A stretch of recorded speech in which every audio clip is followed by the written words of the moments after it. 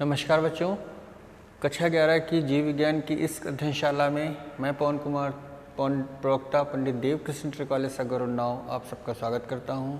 बच्चों, आज की इस अध्ययनशाला में हम लोग उच्च पाठकों में प्रकाश संश्लेषण के भाग 2 का अध्ययन करेंगे।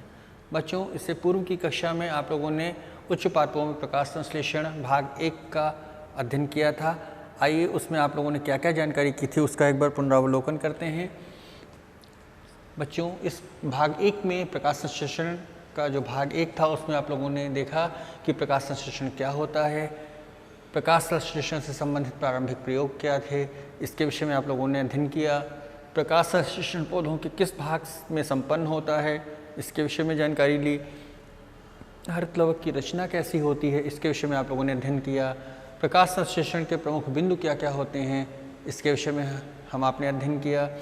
फिर प्रकाश संश्लेषण से संबंधित विभिन्न वर्णक कौन कौन से होते हैं, इसके विषय में आप लोगों ने अध्ययन किया। प्रकाशीय स्पेक्ट्रम क्या होता है, इसके विषय में जानकारी प्राप्त की। रेड ड्रॉप और इमर्शन का प्रभाव क्या होता है, इसके विषय में भी जानकारी ली गई। वर्णक तंत्र प्रथम और वर्णक तंत्र द्वितीय, जिन्हें पीएस फर्स्ट और पीएस सेकंड के नाम से भी जाना जाता है, इनके विषय में हम लोगों ने अध्ययन किया। तथा प्रकाश संश्लेषण की क्रिया में भाग लेने वाले वर्णक, जो प्रमुख वर्णक होते हैं, उनके विषय में भी हम लोगों ने अध्ययन किया था। आइए अब इसी अध्ययन को आगे बढ़ाते हुए इसके आगे के भाग का अध्ययन करते हैं। और इस हमारा जो प्रकाश संश्लेषण का भाग 2 है, इसके हमारे प्रमुख शिक्षण बिंदु जो आज का है, इसमें देखते हैं क्या क्या हैं। आज हम लोग प्रकाश संश्लेषण की आधुनिक परिकल्पना का अध्ययन करेंगे। प्रकाश रासायनिक अभिक्रिया क्या होती है, इसके विषय में जानकारी प्राप्त की जाएगी। फोटोफॉस्फोरिलेशन क्या होता है, इसके विषय में जानकारी होगी। हम लोग ये जान पाएंगे कि अचक्रीय फोटोफॉस्फोरिलेशन क्या होता है और चक्रीय फोटोफॉस्फोरिलेशन क्या होता है, इसके विषय में आपको जानकारी दी जाएगी। अप्रकाशिक अभिक्रियाएं क्या होती हैं, अप्रकाशिक अभिक्रिया क्या होती है, इसके विषय में अध्ययन होगा। केल्विन चक्र किसे कहते हैं, क्या होता है, इसके विषय में अध्ययन किया जाएगा। हैच और स्लेक चक्र क्या होता है, प्रकाशीय श्वसन व इसकी क्रियाविधि कैसे होती है, प्रकाश संश्लेषण को प्रभावित करने वाले कारक कौन कौन से होते हैं, इन सब बिंदुओं पर आज यहाँ पर चर्चा की जाएगी और इसका अध्ययन होगा। इसके अंत में हम आपको कुछ गृह कार्य देंगे जिसको आपको करना होगा। आइए इसके प्रथम बिंदु की ओर आगे बढ़ते हैं। सबसे पहले कि जी प्रकाश संश्लेषण की आधुनिक संकल्पना क्या है। बच्चों, इस परिकल्पना के अनुसार प्रकाश संश्लेषण एक ऑक्सीकरण अपचयन की क्रिया है, जिसमें जल या H2O जिसे कहते हैं का अपचयन होता है और ऑक्सीजन मुक्त होती है, तथा CO2 का भी अपचयन होता है, जिसके द्वारा शर्करा का निर्माण होता है। यह क्रिया 2 क्रम में पूरी होती है। इसे नंबर 1 पे प्रकाश रासायनिक अभिक्रिया और दूसरी अप्रकाशिक अभिक्रिया, जिसे ब्लैकमैन रिएक्शन भी कहते हैं। प्रकाश रासायनिक अभिक्रिया क्या है? क्लोरोफिल के अणु प्रकाश की ऊर्जा को अवशोषित करके इलेक्ट्रॉन का उत्सर्जन करते हैं। इस क्रिया में जल का प्रकाशीय अपघटन होता है और ऑक्सीजन मुक्त होती है। फोटोफॉस्फोरिलेशन की क्रिया होती है, जिसके द्वारा ATP का निर्माण होता है। प्रकाशिक अभिक्रिया को सूक्ष्म रूप में जानते हैं। यह क्रिया प्रकाश की अनुपस्थिति में संपन्न होती है। इसमें ATP व NADP × 2H का निर्माण, ADP × 2H प्रयुक्त होते हैं, जिनका निर्माण प्रकाश रासायनिक अभिक्रिया के दौरान हुआ था। इस क्रिया में CO2 के अप्रकाशिक रासायनिक अपचयन के कारण द्वारा शर्करा का निर्माण होता है। इस प्रकार हम देखते हैं कि प्रकाश रासायनिक अभिक्रिया में जल का वियोजन होता है, जिससे ऑक्सीजन मुक्त होती है, और अप्रकाशिक अभिक्रिया में CO2 का वियोजन होता है और जिसके द्वारा शर्करा के अणु का निर्माण होता है। ये जो 2 प्रमुख बिंदु हैं इन दोनों अभिक्रियाओं के। अब बच्चों, हम लोग प्रकाश रासायनिक अभिक्रिया को विस्तार से अध्ययन करते हैं। क्या होती है लाइट रिएक्शन? यह क्रिया जो होती है, प्रकाशिक प्रक्रिया जो होती है, यह हरितलवक की ग्रेना तथा थाइलाकोइड्स की कलाओं पर संपन्न होती है। इस अभिक्रिया के लिए प्रकाश का होना अत्यंत आवश्यक है, अर्थात बिना प्रकाश की यह क्रिया संभव नहीं है। इस क्रिया के बारे में सर्वप्रथम हिल नामक वैज्ञानिक ने सन 1940 में बताया था। रॉबर्ट हिल ने, जो कि महत्वपूर्ण वैज्ञानिक हैं इस अभिक्रिया के, इन्होंने बताया कि जल के द्वारा ऑक्सीजन उत्पन्न होती है, अर्थात जल के वियोजन से ऑक्सीजन उत्पन्न होती है। जल के द्वारा CO2 के वियोजन हेतु इलेक्ट्रॉन्स व प्रोटॉन्स भी प्राप्त होते हैं। इस अभिक्रिया में दोनों प्रकाश तंत्रों के वर्णक तंत्रों प्रकाश किरणों का अवशोषण करते हैं और उनकी ऊर्जा को रासायनिक ऊर्जा में परिवर्तित करने का कार्य करते हैं। ऑर्नन नामक वैज्ञानिक ने सन 1954 में बताया कि इस क्रिया में प्रकाश ऊर्जा का रासायनिक ऊर्जा में रूपांतरण होता है। ये बात ऑर्नन ने बताई थी, ध्यान दीजिएगा कि ऑर्नन ने बताया कि प्रकाश ऊर्जा का रासायनिक ऊर्जा में जो रूपांतरण होता है वो इस क्रिया में होता है, जो कि ATP के रूप में संचित होती है और ATP संश्लेषण की इस क्रिया को प्रकाश फास्फोरिलीकरण का नाम दिया गया। फोटोफॉस्फोरिलेशन क्या होता है? ऑर्नन व उनके सहयोगियों ने 1954 में प्रकाश की ऊर्जा के रासायनिक ऊर्जा में परिवर्तन के संबंध में महत्वपूर्ण खोज की और इन्होंने बताया कि यह प्रक्रम दो प्रकार से होता है। एक है अचक्रीय प्रकाश फास्फोरिलीकरण और दूसरा है चक्रीय प्रकाश फास्फोरिलीकरण, नॉन साइक्लिक फोटोफॉस्फोरिलेशन और साइक्लिक फोटोफॉस्फोरिलेशन। अचक्रीय प्रकाश फास्फोरिलीकरण, नॉन साइक्लिक फोटोफॉस्फोरिलेशन, ये देखते हैं इसके बारे में। यह क्रिया तीव्र प्रकाश में संपन्न होती है। इस प्रक्रम में वर्णकतंत्र 1 तथा वर्णकतंत्र 2 दोनों भाग लेते हैं। यह प्रक्रम केवल ग्रेना थैलाकोइड्स में संपन्न होता है। इस प्रकरण में जल की फोटोलिसिस होती है और ऑक्सीजन बाहर निकलती है। इस चक्र में ATP तथा NADP/2H का निर्माण भी होता है। इस चित्र के द्वारा नॉन साइक्लिक फोटोफॉस्फोरिलेशन को दिखाया गया है। इसमें यह बताया गया है, इसके जो प्रमुख बिंदु हैं, आगे बिंदुवार हम इसका विवरण देंगे।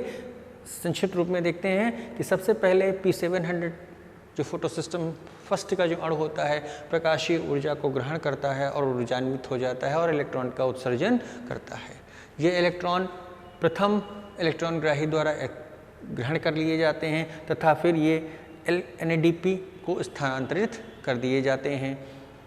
जब P700 से इलेक्ट्रॉन का उत्सर्जन हो जाता है, उसके ठीक कुछ समय बाद P680 अर्थात PS जो सेकंड का अणु होता है, ये भी प्रकाश की ऊर्जा को ग्रहण करके ऊर्जान्वित होता है और इससे भी इलेक्ट्रॉन्स का उत्सर्जन होता है।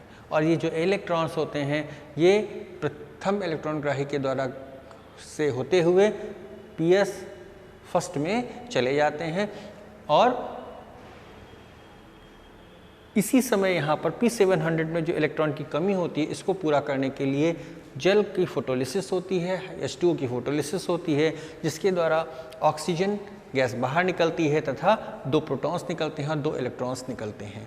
जो H+ निकलते हैं वे NADP से संयुक्त होकर NADP/2H का निर्माण करते हैं तथा जो ऑक्सीजन गैस होती है वो बाहर निकल जाती है तथा इलेक्ट्रॉन्स P680 में जाकर उस इलेक्ट्रॉन्स की कमी को पूरी करते हैं।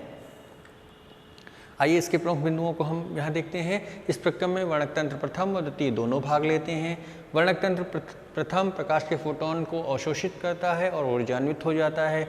फलतः PS फर्स्ट से इलेक्ट्रॉन मुक्त होते हैं। यह इलेक्ट्रॉन प्राथमिक इलेक्ट्रॉन ग्राही P700 द्वारा तथा फिर यह इलेक्ट्रॉन NADP द्वारा ग्रहण कर लिए जाते हैं। फलस्वरूप P700 का अणु ऑक्सीकृत हो जाता है।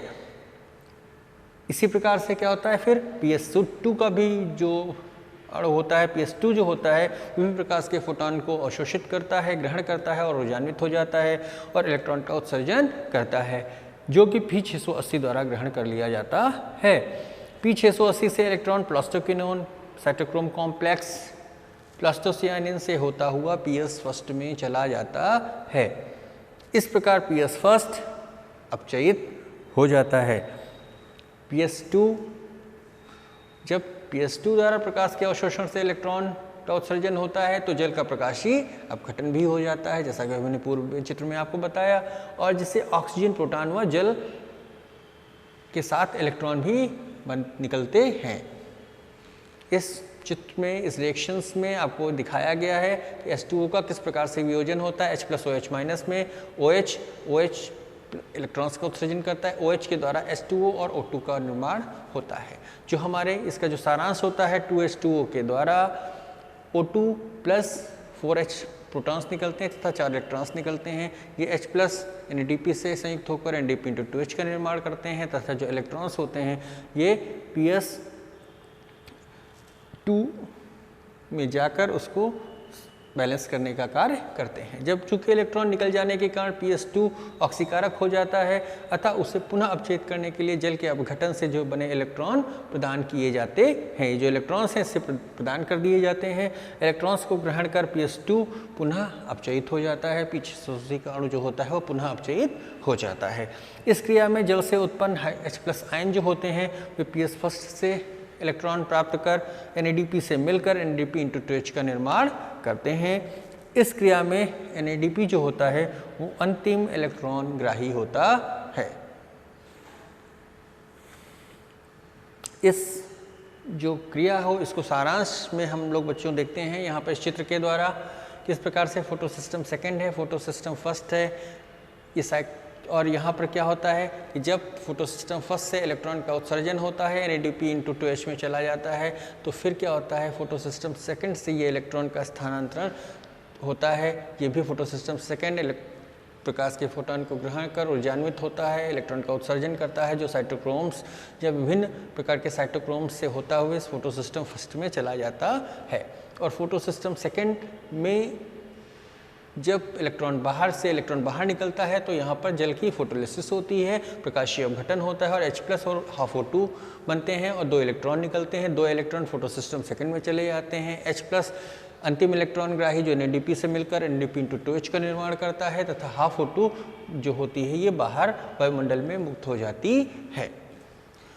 इस प्रकार बच्चों हम लोग देखते हैं कि प्रकाश तंत्र 2 से इलेक्ट्रॉन परिवहन के समय ऊर्जा मुक्त होती है और उस ऊर्जा से ATP का संश्लेषण होता है। इस प्रकार की प्रकाश की उपस्थिति में ATP संश्लेषण की जो क्रिया होती है इसको फोटोफॉस्फोरिलेशन के नाम से हम लोग जानते हैं। इस क्रिया में वर्णक तंत्र 2 से निकले हुए इलेक्ट्रॉन उसी तंत्र में वापस नहीं पहुंचते हैं अतः इस क्रिया को अचक्रीय फोटोफॉस्फोरिलेशन के नाम से भी जाना जाता है और इसे हम लोग जेड स्कीम के नाम से भी जानते हैं। चक्रीय फोटोफॉस्फोरिलेशन आइए देखते हैं इसके बारे में बच्चों। यह चक्र स्ट्रोमा तथा ग्रेना लैमेली दोनों में संपन्न होता है। यह चक्र कम प्रकाश में संपन्न होता है। इसमें केवल एक वर्णक तंत्र PS700 या PS फर्स्ट जो है वो भाग लेता है। PS फर्स्ट प्रकाश के फोटोन को ग्रहण कर ऊर्जान्वित होता है और इलेक्ट्रॉन का उत्सर्जन करता है। यह इलेक्ट्रॉन जो होता है विभिन्न इलेक्ट्रॉन ग्राहियों cytochrome B6, plastoquinone, cytochrome F और प्लास्टोसियानिन से होते हुए पुनः P700 में वापस आ जाता है। इस चक्र में 2 स्थानों पर ATP का निर्माण होता है, साइटोक्रोम B6 और फेरडॉक्सिन के बीच में तथा फिर साइटोक्रोम B6 और साइटोक्रोम F के बीच में। आगे इस बात को एक चित्र के द्वारा आपको दिखाते हैं भी। चूंकि इस क्रिया में पर्णहरिम से इलेक्ट्रॉन निकलने के बाद अनेक ग्राहियों से होता हुआ पुनः पर्णहरिम में वापस लौट आता है अतः इस क्रिया को चक्रीय फोटोफॉस्फोरिलेशन के नाम से जानते हैं। इस चित्र में इस क्रिया को दिखाया गया है कि किस प्रकार से PS फर्स्ट P700 का जो अणु होता है प्रकाश की ऊर्जा को ग्रहण करता है, ऊर्जान्वित होता है और यहाँ से इलेक्ट्रॉन का उत्सर्जन होता है और ये इलेक्ट्रॉन ऊपर की ओर जाते हैं। प्राइमरी इलेक्ट्रॉन ग्राही जो प्राथमिक इलेक्ट्रॉन ग्राही होते हैं उसके द्वारा इलेक्ट्रॉन ग्रहण किए जाते हैं। ये फेरेडॉक्सिन, साइटोक्रोम B6 और साइटोक्रोम F से होता हुआ पुनः फर्स्ट में फोटोसिस्टम प्रथम में वापस लौट आता है। ये इलेक्ट्रॉन 2 स्थानों पर फेरेडॉक्सिन साइटोक्रोम B6 के बीच में ATP का निर्माण होता है तथा साइटोक्रोम B6 और साइटोक्रोम F के बीच में भी ATP का निर्माण हो रहा है। इस चक्रीय फोटोफॉस्फोरिलेशन की प्रक्रिया में इसको दिखाया गया है। बच्चों अब हम लोग जो इसकी क्रियाविधि है प्रकाश संश्लेषण की, इसका जो द्वितीय चरण है अप्रकाशिक अभिक्रिया की ओर आगे बढ़ते हैं। देखते हैं क्या होता है ये अप्रकाशिक अभिक्रिया। यह प्रकाश संश्लेषण की दूसरी अवस्था होती है। यह एक रासायनिक अभिक्रिया है जिसमें प्रकाश की आवश्यकता नहीं होती। क्या अर्थात हुआ? अर्थात यह जो क्रिया होती है यह रात में भी हो सकती है किंतु दिन में भी हो सकती है। दिन में भी होती है। जब दिन में होती है दिन में होती है, किंतु इसमें प्रकाश का कोई उपयोग नहीं होता है, इसलिए इसको डार्क रिएक्शन कहते हैं। इसको आप लोग इस तरीके से मत समझिएगा कि लाइट रिएक्शन दिन में होती है और डार्क रिएक्शन अंधकार में, जैसा उसका नाम है अंधकारमय प्रक्रिया डार्क रिएक्शन, तो रात में होती है। तो रात में नहीं होती, दिन में ही होती है, किंतु इस क्रिया में प्रकाश का कोई उपयोग नहीं होता है। यह एक रासायनिक प्रक्रिया है जिसमें प्रकाश की आवश्यकता नहीं होती है। यह क्रिया हरित लवक के स्ट्रोमा में संपन्न होती है। इस क्रिया के अंतर्गत कार्बन डाइऑक्साइड का शर्करा में अपचयन होता है। अप्रकाशिक अभिक्रिया में कार्बन का स्थिरीकरण 3 प्रकार से होता है। नंबर 1 है केल्विन चक्र के द्वारा, नंबर 2 है हैच और स्लैक चक्र के द्वारा, और नंबर 3 है कैम चक्र के द्वारा। ये अलग अलग प्रकार के पौधों में अलग अलग प्रकार के चक्र पाए जाते हैं जिनके द्वारा कार्बन का स्थिरीकरण होता है। आइए सबसे पहले देखते हैं बेंसन केल्विन चक्र के बारे में। इस चक्र की खोज बेंसन और केल्विन तथा उनके साथियों ने की थी। इस चक्र की खोज पर उन्हें 1961 में नोबेल पुरस्कार प्रदान किया गया। इस चक्र में CO2 कार्बन डाइऑक्साइड के स्थिरीकरण को दर्शाया गया है। यह चक्र C3 पौधों में पाया जाता है, इसलिए C3 चक्र भी कहते हैं। यह चक्र जो हमारा केल्विन चक्र है, ये C4 पौधों में भी पाया जा सकता है, किंतु C3 पौधों में हैच एंड स्लैक साइकिल नहीं होता। ध्यान दीजिएगा, C4 पौधों में बेंसन केल्विन तो हो सकता है, किंतु C3 पौधों में हैच एंड स्लैक नहीं होता। यह क्रिया जो चक्र होता है, जो हमारा बेंसन केल्विन है, 3 चरणों में पूरा होता है। नंबर 1 कार्बोक्सिलेशन होता है, नंबर 2 रिडक्शन होता है और नंबर 3 रीजनरेशन की क्रिया होती है। सबसे पहले हम लोग देखते हैं कार्बोक्सिलेशन, जिसे कार्बोक्सिलीकरण भी कहते हैं। इस क्रिया में रेबुलोज 1 फॉस्फेट अर्थात RUBP का जो अणु होता है, कार्बन डाइऑक्साइड को ग्रहण करके 3 फास्फोग्लिसरिक एसिड 3 PGA का निर्माण करके 2 अणु बनाता है। इस क्रिया में 6 अणु RUBP के द्वारा 12 अणु PGA का निर्माण होता है, 12 अणु PGA फास्फोग्लिसरिक अम्ल बनता है। द्वितीय फास्फोरिलीकरण की क्रिया के द्वारा 12 अणु PGA के द्वारा 12 अणु 1,3 डाइफॉस्फोग्लिसरिक अम्ल के बनते हैं। दूसरा इसका चरण है अपचयन। इस क्रिया में PS2 में बने हुए NADP × 2H के द्वारा जो 1,3 डाइफॉस्फोग्लिसरिक अम्ल अपचयित होकर 3 ग्लिसरल्डिहाइड 3 फास्फोग्लिसरल्डिहाइड या 3 PAGL के अणुओं का निर्माण करता है। रिबलोज 5 फॉस्फेट की पुनः उत्पत्ति, जिसको रिजनरेशन कहते हैं। 3 PAGL के जो 12 अणु होते हैं, जब ये 12 अणु बनते हैं, इनमें से जो 2 अणु होते हैं, 10 अणु जो होते हैं रिबलोज 5 फॉस्फेट या RUBP के निर्माण के लिए पुनः प्रयुक्त कर लिए जाते हैं, तथा जो 2 अणु होते हैं उनके द्वारा सुक्रोज या स्टार्च का निर्माण किया जाता है। इस चित्र में आपको दिखाया गया है कि किस प्रकार से, ये देखिए यहाँ पर रिबलोज RUBP के 6 मोल होते हैं, ये 3 फास्फोग्लिसरिक एसिड 1,3 डाइफॉस्फोग्लिसरिक एसिड में परिवर्तित हो जाते हैं। ये कार्बोक्सिलेशन की क्रिया होती है।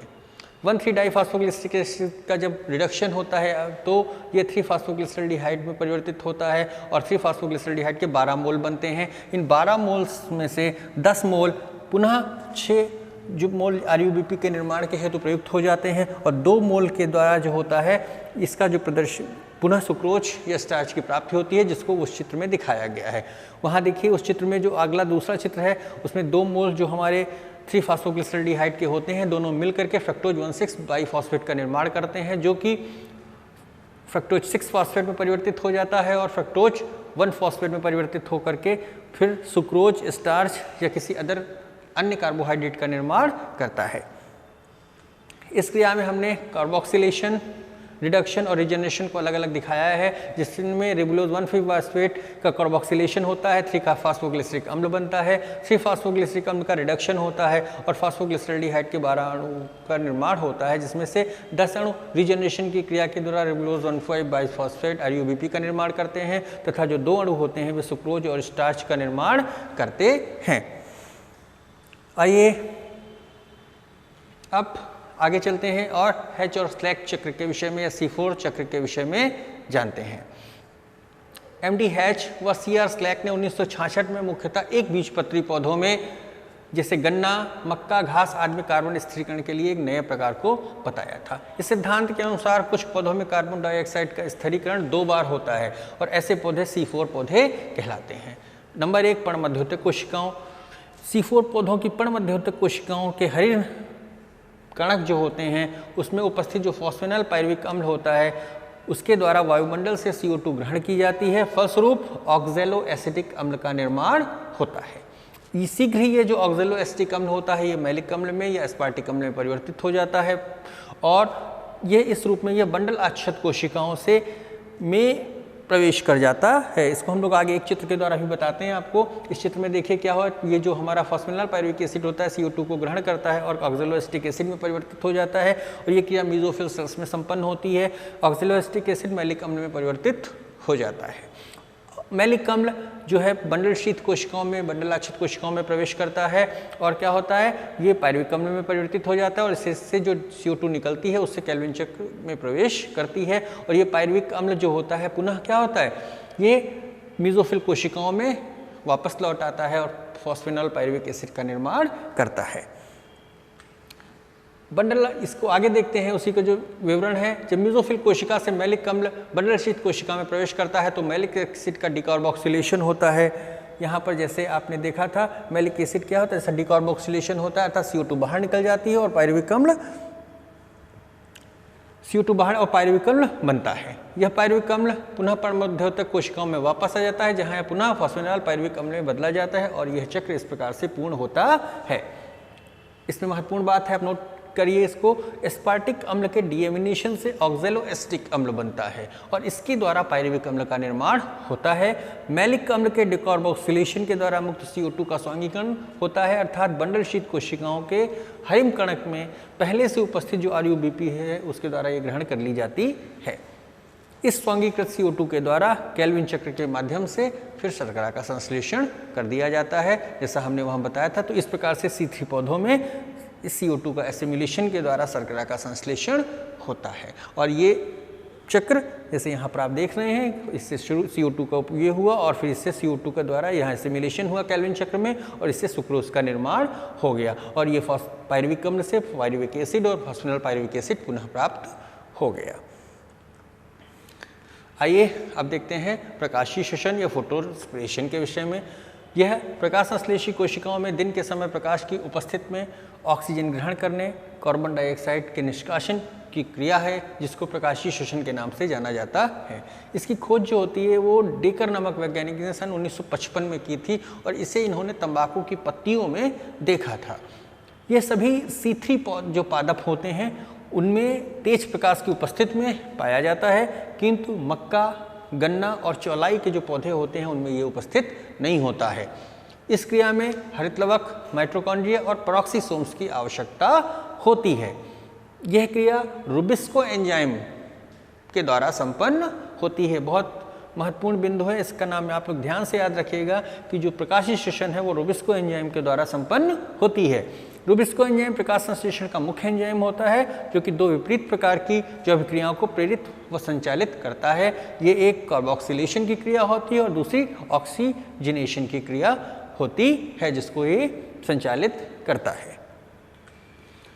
इसकी जो क्रियाविधि का अध्ययन करते हैं, जो इसकी कार्बोक्सिलेशन 2 चरण है। इसमें क्या होता है, RUBP कार्बन डाइऑक्साइड के साथ संयोग करके फॉस्फोग्लिसरीकरण के 2 अणु बनाता है जो कि केल्विन चक्र को प्रारंभ करते हैं। ऑक्सीजनेशन, इसमें एंजाइम RUBP का ऑक्सीजन के साथ संयोग ऑक्सीजन होता है जिसको ऑक्सीजनेशन कहते हैं। यह क्रिया ऑक्सीजन की अधिकता, प्रकाश तथा CO2 की कमी के समय होती है। इस क्रिया में RUBP रिबोलोज बिसफॉस्फेट ऑक्सीजन के साथ संयोग कर फॉस्फोग्लिसरिक अम्ल बनाता है तथा फॉस्फोग्लाइकोलिक अम्ल बनाता है। शीघ्र ही यह फॉस्फेटेज एंजाइम की उपस्थिति में ग्लाइकोलिक एसिड में परिवर्तित हो जाता है। यह ग्लाइकोलिक अम्ल हरितलवक से पेरोक्सीसोम्स में प्रवेश करते हैं और जहां पर ग्लाइसिन में परिवर्तित होता है। आइए इसका चित्र को हम लोग चित्र में आगे देखने का कार्य करते हैं। जैसे ये हरितलवक है, यहाँ पर क्या होता है, इस केल्विन चक्र ये जो CO2 RUBP ये 3-फॉस्फोग्लिसरिक फॉस्फोग्लाइकोलिक अम्ल में परिवर्तित हो जाता है और ये जो ग्लाइकोलिक अम्ल है ये फिर कहाँ चला जाता है, पेरोक्सीसोम्स में चला जाता है। ये हरितलवक, पेरोक्सीसोम्स और माइटोकॉन्ड्रिया दिखाए गए हैं और पेरोक्सीसोम्स में ग्लाइकोलिक एसिड, ग्लाइकोजाइलिक एसिड तथा ग्लाइसिन में परिवर्तित हो जाता है और जो ग्लाइसिन होता है फिर ये माइटोकॉन्ड्रिया में प्रवेश करता है। माइटोकॉन्ड्रिया में ग्लाइसिन सीरीन में परिवर्तित होता है और ये सीरीन पुनः पेरोक्सीसोम्स में वापस लौट आता है जहाँ पर फॉस्फोग्लिसरिक अम्ल का संश्लेषण करता है। फॉस्फोग्लिसरिक अम्ल पुनः हरितलवक में आकर केल्विन चक्र को गति देता है, ये केल्विन चक्र प्रारंभ करता है। इसके पूर्व में चलते हैं। ग्लाइसिन के अणु जो होते हैं माइटोकॉन्ड्रिया में प्रवेश करते हैं, जहां पर जल व NAD से मिलकर सीरीन नामक एमिनो अम्ल व कार्बन डाइऑक्साइड का निर्माण बनाते हैं। यह सीरीन माइटोकॉन्ड्रिया से पुनः पेरोक्सिसोम्स में आ जाता है, जहां पर यह फॉस्फोग्लिसरिक अम्ल में अपचयित हो जाता है। यह फॉस्फोग्लिसरिक अम्ल पुनः हरितलौक में चला जाता है, जहां पर यह C3 चक्र अर्थात केल्विन चक्र में प्रवेश करता है। इस प्रकार से यह क्रिया संपन्न होती है। आइए देखते हैं इसका महत्व क्या है। इस क्रिया का कोई जैविक महत्व नहीं है, कोई स्पष्ट महत्व नहीं है। यह वास्तव में एक नष्टकारी क्रिया होती है। इसमें पौधों की उत्पादकता कम होती है। यह क्रिया ATP के निर्माण से भी संबंधित नहीं होती है। इस चित्र को हम लोग देख ही चुके हैं। आगे देखते हैं प्रकाश संश्लेषण को प्रभावित करने वाले कारक। प्रकाश संश्लेषण को अनेक कारक प्रभावित करते हैं। कुछ वैज्ञानिकों के अनुसार किसी कारक की वह मात्रा जिसमें प्रकाश संश्लेषण की क्रिया आरंभ होती है उसे निम्नतम बिंदु कहा जाता है। जिस बिंदु पर प्रकाश संश्लेषण अधिकतम होता है उसे अनुकूलतम बिंदु कहते हैं, और कारक की वह सीमा जिसके ऊपर प्रकाश संश्लेषण नहीं होता है उसे प्रकाश संश्लेषण का उच्चतम बिंदु कहते हैं। और ये तीनों बिंदु कार्डिनल बिंदु कहलाते हैं। ब्लैकमैन ने इस विचारधारा का खंडन किया और उन्होंने 1905 में बताया कि यदि किसी अभिक्रिया पर अनेक कारक एक साथ प्रभाव डालते हैं तो इसकी दर का निर्धारण उस समीपस्थ कारक द्वारा होगा जो कि न्यूनतम मान वाला हो। केवल इस कारक की मात्रा में वृद्धि से क्रिया की दर को बढ़ाया जा सकता है। इस कारक को ही उन्होंने सीमा कारक या सीमाबद्ध कारक का नाम दिया। आइए देखते हैं कि प्रकाश संश्लेषण पर विभिन्न कारकों का क्या प्रभाव होता है। प्रकाश का प्रभाव, प्रकाश रंग का प्रभाव। इसमें प्रकाश संश्लेषण लाल किरणों में सबसे अधिक तथा नीली किरणों में उससे कम तथा हरी किरणों में बिल्कुल कम होता है।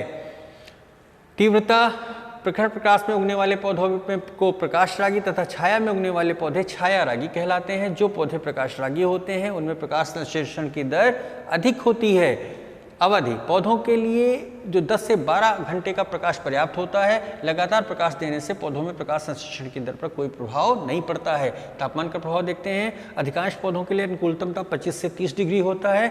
10 डिग्री से कम और 25 डिग्री से अधिक तापमान पर प्रकाश संश्लेषण की दर काफ़ी कम हो जाती है। जल का प्रकाश संश्लेषण की क्रिया पर कोई सीधा प्रभाव नहीं होता है। प्रकाश संश्लेषण के लिए जल की केवल 1% से कम भाग की आवश्यकता होती है, किंतु जल की कमी होने से CO2 की उपलब्धता भी घट जाती है, जिससे प्रकाश संश्लेषण की दर कम हो जाती।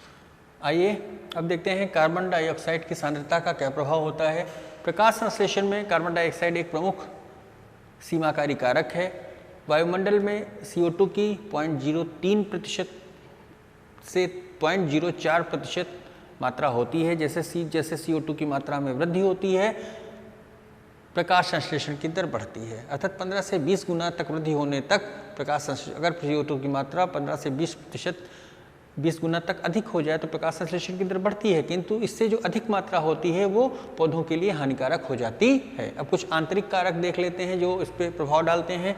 पर्णहरिम, प्रकाश संश्लेषण पर्णहरिम की मात्रा बढ़ने के साथ बढ़ता है। जीवद्रव्य कारक, यदि किसी पौधे को अंधेरे से प्रकाश में लाया जाता है तो उसमें प्रकाश संश्लेषण की क्रिया तुरंत शुरू नहीं हो पाती है। पत्ती की आंतरिक रचना, यदि पत्ती में जो उपस्थित रंध्र हैं उनकी संख्या, पत्ती में उपस्थित हरितलौक की व्यवस्था, इन सब का प्रकाश संश्लेषण की जो दर है उस पर प्रभाव पड़ता है। यदि वे सही मात्रा में और सही जगह व्यवस्थित हैं तो प्रकाश संश्लेषण की दर अधिक होगी। यदि ये विपरीत परिस्थितियों को प्रदर्शित करते हैं तो प्रकाश संश्लेषण की दर कम हो जाती है। आइए बच्चों, अब हम लोग इस अध्याय का गृह कार्य देख लेते हैं। हम लोगों ने उससे पहले आप एक बार देखते हैं कि इस अध्याय में हम लोगों ने जो अध्ययन किया, आशा है आपको काफ़ी कुछ समझ में आया होगा। इसमें हम लोगों ने जो प्रकाशिक अभिक्रिया, अप्रकाशिक अभिक्रिया, कैम चक्र, हेचेरोस्लैक चक्र आदि का अध्ययन किया। इसके विषय में आप लोगों ने विधिवत अध्ययन पाया होगा। अब इसका गृह कार्य या क्रियात्मक कार्य के विषय में आपको देते हैं जो आपको घर से करना है, और इसको काफ़ी मनन के साथ आपको करना होगा। आपको प्रथम प्रश्न है, प्रकाश संश्लेषण की क्रिया में केल्विन का क्या योगदान है। इसको आप अपने शब्दों में लिखिए, इसको समझिए और लिखिए। हिल अभिक्रिया क्या होती है बताइए। देखा होगा आपने प्रकाशिक अभिक्रिया, उसी के बारे में लिखना है। C3 तथा C4 पौधों में क्या क्या अंतर होते हैं, इनको आपको सोच समझकर लिखना है। हरितलवक के किस भाग में कार्बन डाइऑक्साइड का स्थिरीकरण होता है, आप बताइए इसको। रूबिस्को एंजाइम क्या होता है, इसका क्या कार्य होता है। मैंने पढ़ाते समय भी इसके अध्ययन के समय बताया था, बहुत महत्वपूर्ण एंजाइम है, इसके विषय में आपको बताना है। यदि अगला प्रश्न है, यदि किसी पौधे को लगातार अंधेरे में रखा जाए तो उस पौधे पर क्या प्रभाव पड़ेगा? प्रकाश संश्लेषण के लिए क्लोरोफिल आवश्यक है, किसी एक प्रयोग द्वारा इसे सिद्ध कीजिए। ये जो प्रश्न है आप लोग इसको भली भांति इसको करिएगा। आशा है इस अध्याय के जो दोनों भाग हैं इनके अध्ययन से आपको प्रकाश संश्लेषण के विषय में काफ़ी कुछ जानकारी प्राप्त हुई होगी। धन्यवाद।